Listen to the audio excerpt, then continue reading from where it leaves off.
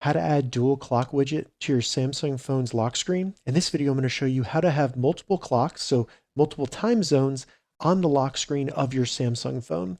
And if this video helps you, please consider giving it a like and also subscribe to my channel because that really helps me out. So the first thing we need to do is open up the lock screen here and then just long press a blank area of the lock screen. It's going to ask you to unlock to edit lock screen. So go ahead and unlock your phone either with biometrics or your PIN. Once you unlock it, it'll probably look like this where you have one clock. So what we need to do is select the clock at the top, then just select styles in this top menu, scroll right until you see this option right here where it has 2 time zones, and then just select the lock screen again.